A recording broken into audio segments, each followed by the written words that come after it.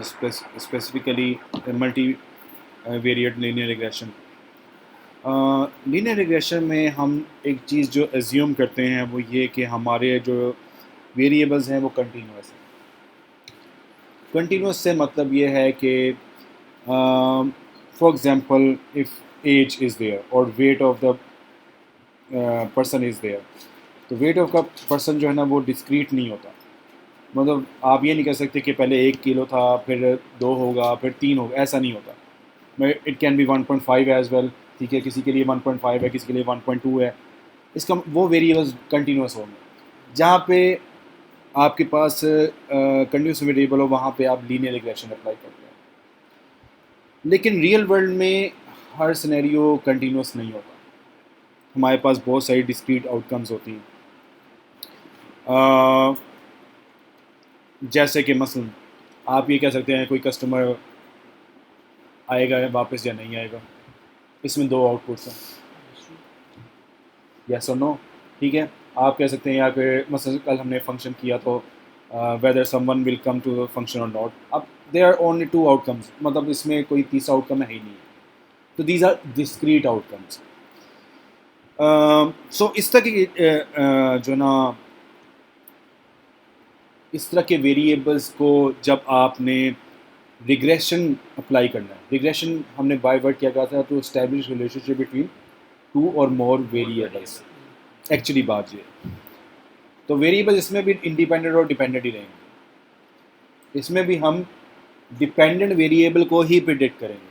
लेकिन इसमें क्या चीज़ डिफरेंट है, इसमें डिफरेंस ये है कि जो इंडिपेंडेंट वेरिएबल्स हैं जिनकी बेस पे आपने जो है ना रिग्रेशन परफॉर्म करनी है, डिपेंडेंट वेरिएबल को प्रिडिक्ट करना है, वो इंडिपेंडेंट वेरिएबल्स डिस्क्रीट वेरिएबल्स होते हैं.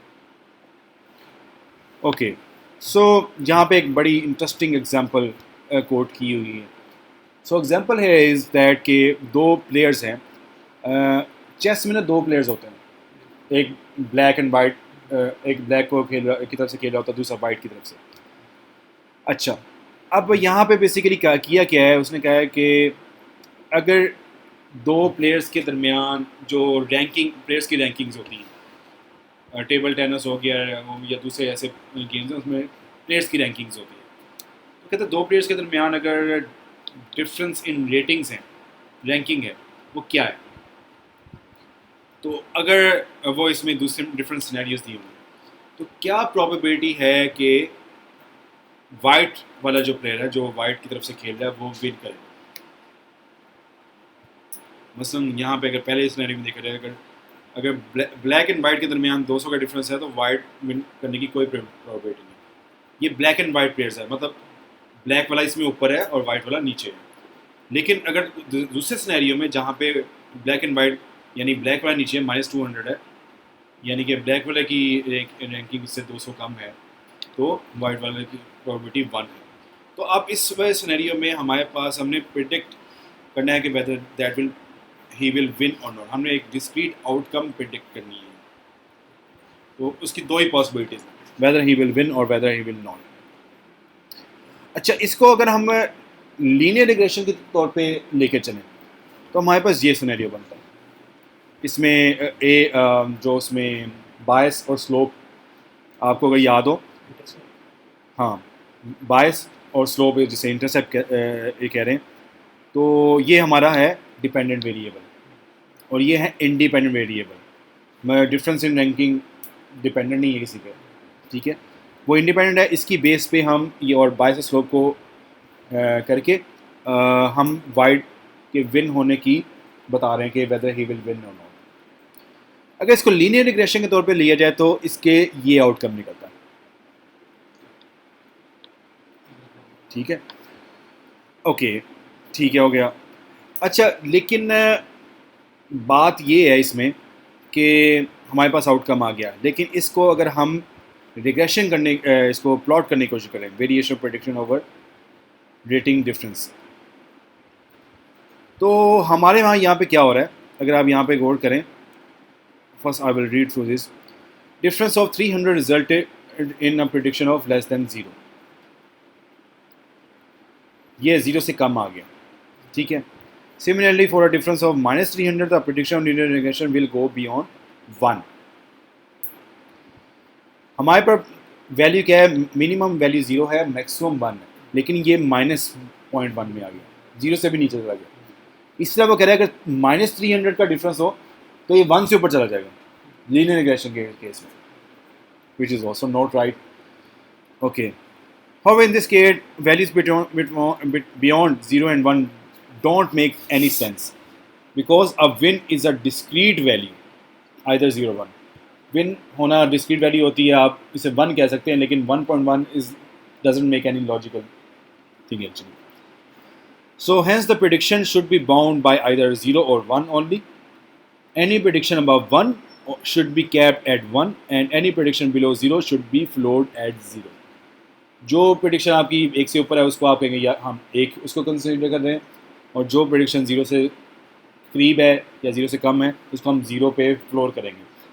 तो बेसिकली ये उसने कहा हुआ है, जो इससे ऊपर जा रही है 1 से ऊपर उसको हम कहेंगे यहाँ पे है 1 नहीं है, चाहे वो जितनी मर्जी 1.6 पे ही पहुँच गई है, हम उसको 1 नहीं तस्वीर करेंगे, लेकिन ये लीनियर रिग्रेशन के थ्रू है. ओके, इसको हम कैप कर रहे हैं. सो लिमिटेशंस हमें लीनियर रिग्रेशन की इसमें क्या नज़र आई. एक तो ये कि हम ये हमेशा अज्यूम करते हैं कि दोनों वेरिएबल्स लीनियर फैशन में ही आपस में लिंक है.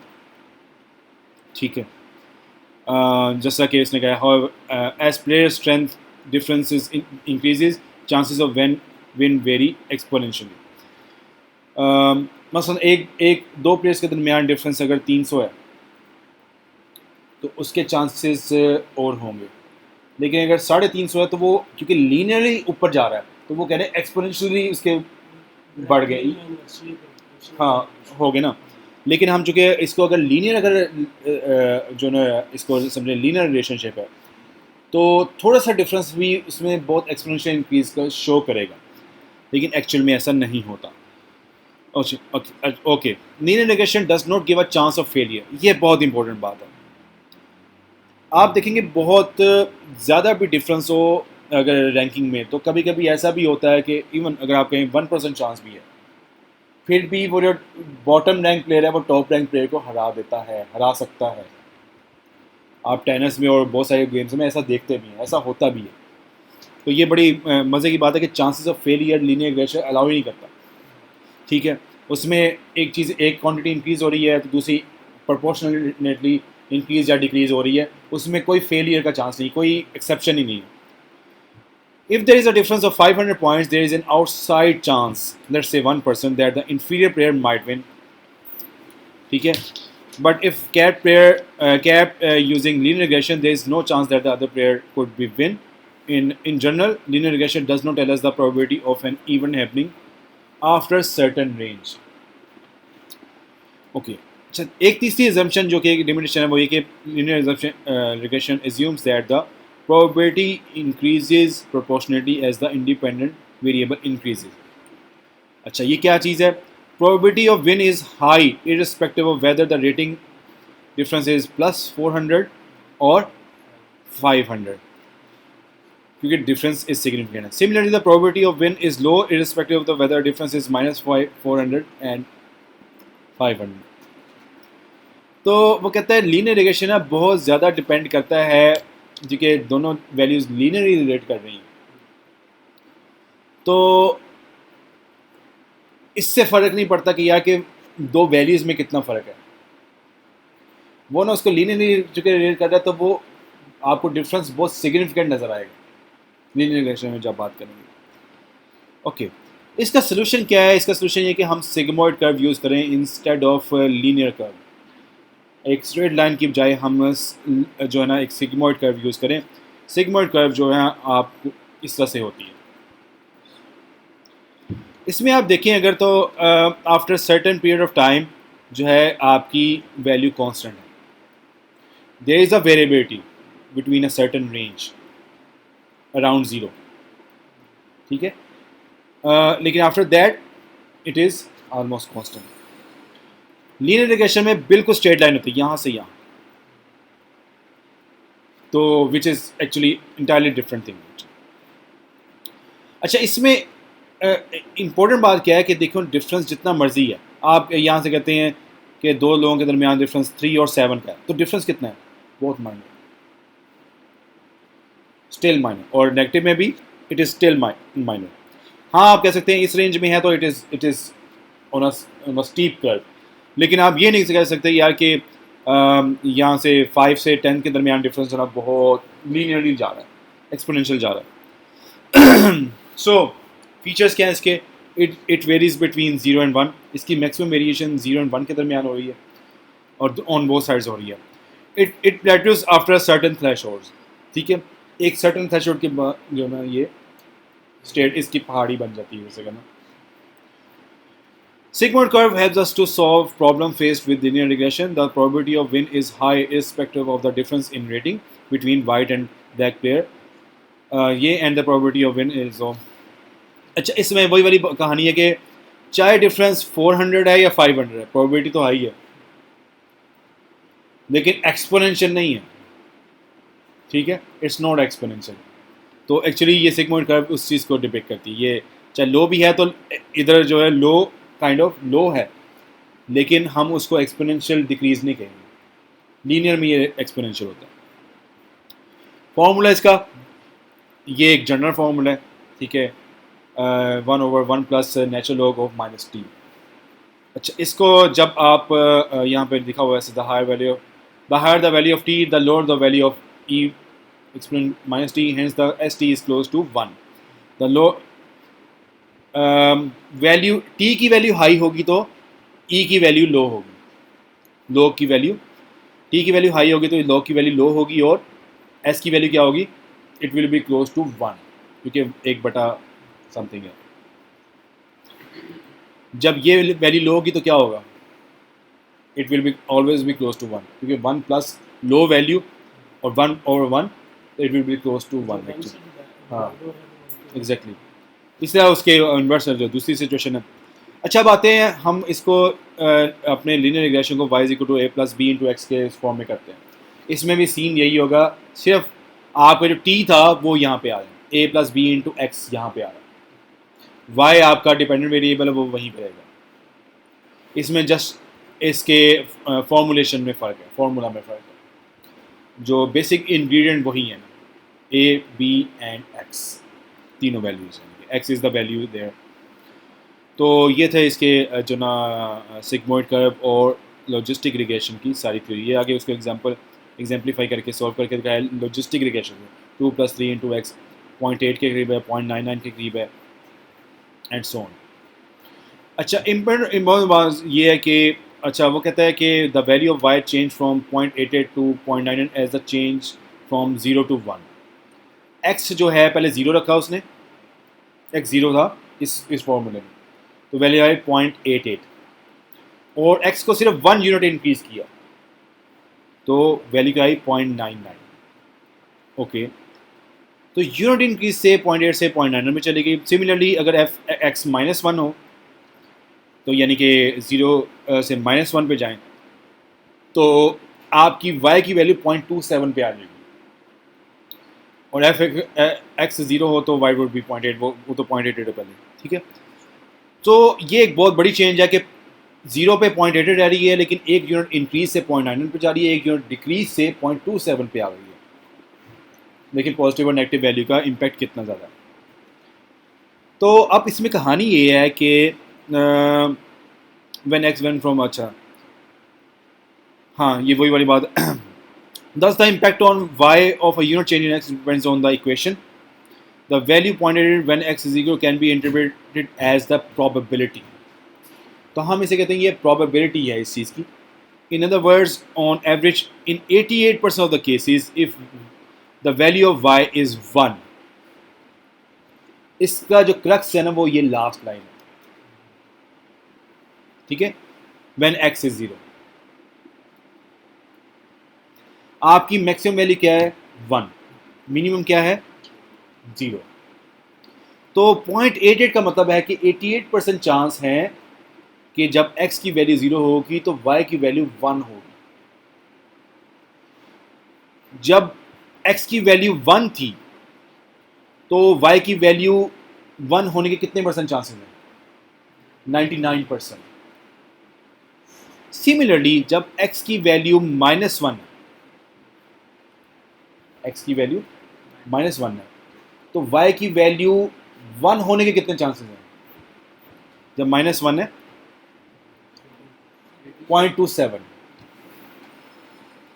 27% जो है चांसेस हैं कि उसकी वैल्यू 1 होगी।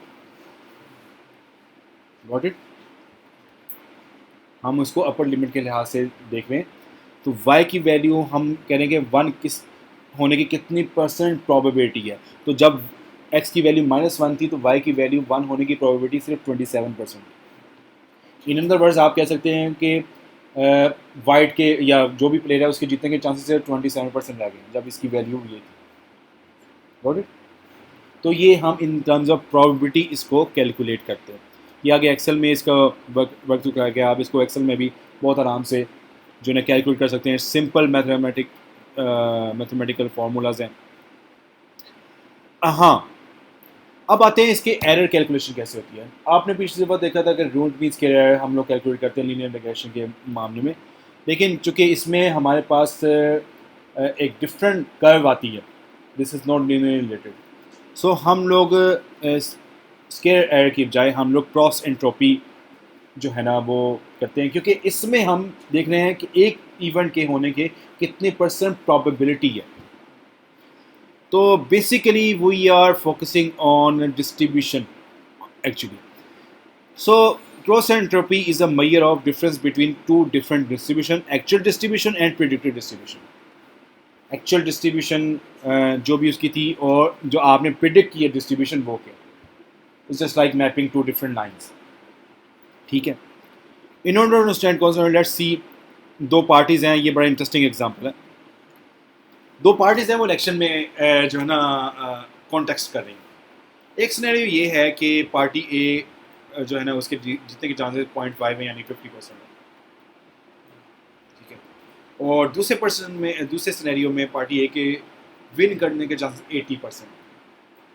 ओके,